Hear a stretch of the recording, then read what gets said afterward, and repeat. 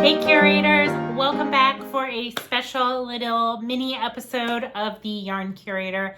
My name is Naomi and welcome to my channel where we talk about all things knitting and fiber related and all of that fun stuff. So today I am sharing with you my thoughts on my finished Birkin sweater. This is a pattern by Caitlin Hunter, and I do apologize, of course. I just sat down to record and my neighbor fired up their lawnmower. So sorry about that little bit of background noise. But we will continue on and jump right in. Yeah, you would think a Monday afternoon would be fine, but alas, here we are. Anyways, as I mentioned, this is my finished Birkin. I had the pleasure of test knitting this about a month or two ago because Caitlin did rewrite the increases for the yoke to improve the fit. That's been one of the critiques of this pattern in the past. I believe previously there were just a set of increases before and after the color work section of the pattern. If you knit this prior to the update, let me know down below if that is true or not. I truly do not know because I did not own the pattern prior to test knitting. But for those of you who are not new viewers and have been watching since about the beginning of the new year or beyond, you will know that I have been struggling with my knitting mojo lately, and so signing up for this test knit was kind of a hopes to resuscitate that fledgling mojo. And it kind of worked, but I do think this test knit threw everything at me possible to try and undo that because I did do a lot of frogging. It is not a fault of the pattern, but faults of my own.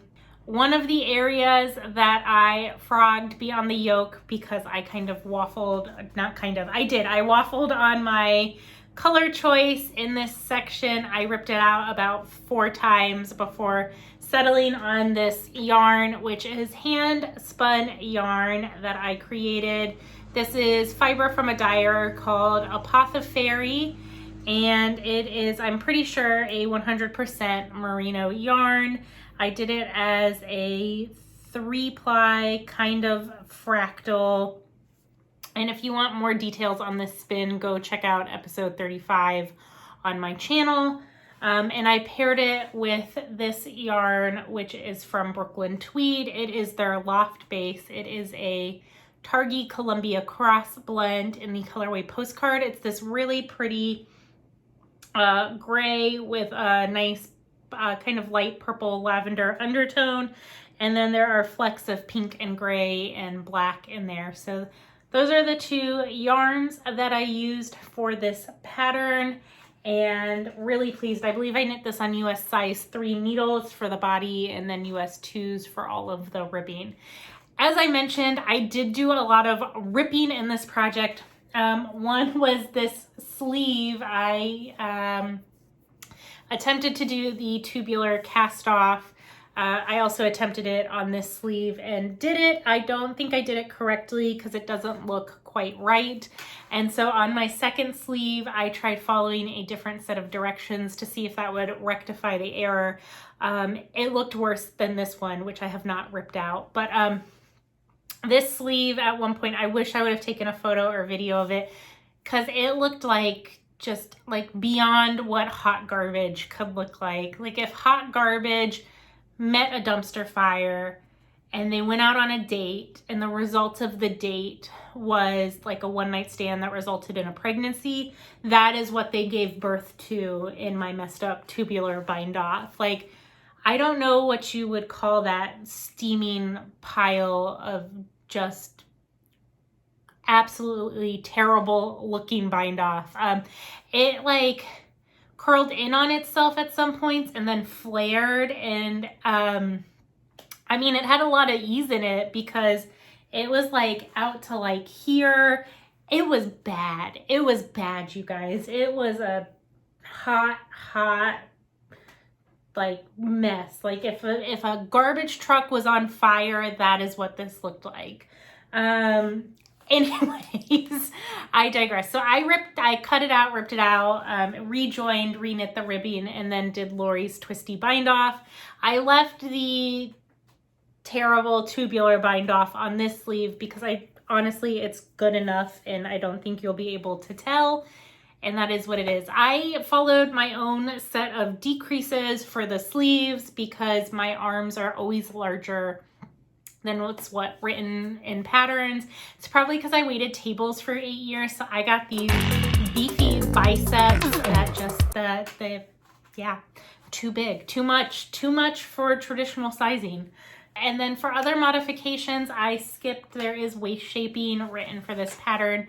I skipped that, not intentionally, I just forgot that it was written with waist shaping. And I did go ahead and do the split hem. And I knit about 2.5 inches of 2x2 rib at the bottom. And then once again did Lori's twisty bind off. I think I just need to accept that that is my preferred bind off method.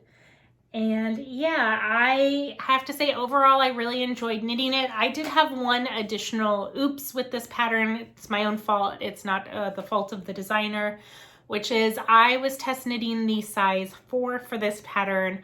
I accidentally cast on the number of stitches for the size 5 and then proceeded to still follow the charts for size 4. I believe the way the pattern is written is well, I don't believe, I know. The way the pattern is written is depending on the size, there are a different set of charts. I believe 1 and 2 are the same chart, 3 and 4 were the same chart. I think 5 and 6 had their own chart, and then beyond from there for some of the larger sizes. I ended up having one extra little slice, for lack of a better way of describing it, of this repeat. So I fudged some math right before I divided my sleeves down to the correct stitch count. And here we are. I do think that is what's giving me a little bit of this extra fabric right here. I think that is a result of having, I think it was like 24 extra stitches than I needed within here. But that's fine because it gives me a little more space and a little more ease. I actually wonder if I hadn't made that mistake, if this would almost be too small. But if you guys know me, you know I hate ripping anything out, and I was not ripping it out again. I was not ripping out and starting this yoke over all over again. It just wasn't happening. So on the whole, I really enjoyed knitting this. The color work itself is not too hard. The 3-color work version is a little intense. That is I knit to about here in the 3-color version before I realized I wasn't going to have enough yarn to complete the yoke, which is why I ripped it out and started over back at square one. But I mean, it's a lot of yarn management, but totally worth the result. And then the 2-color version, I do wish, this would be my one knock, is I wish she would provide a 2-color schematic because it's all provided in the 3 colors. So you kind of have to guess, and I guess some people might like this, where you should have your main color and the contrast color. It's not always clear.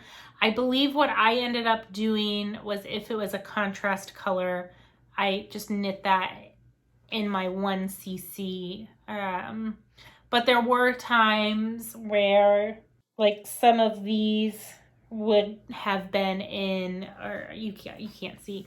There were times where like in here, in this little cross, that stitch right in there, in the 3-color version, that would be the 3rd color. And so you kind of have to guess, like, do I fill it in with the contrast color, or do I carry in the main color in there? So I wish that was a little bit clearer, but at the same time, you have the freedom as the knitter to decide which way you want to go with that.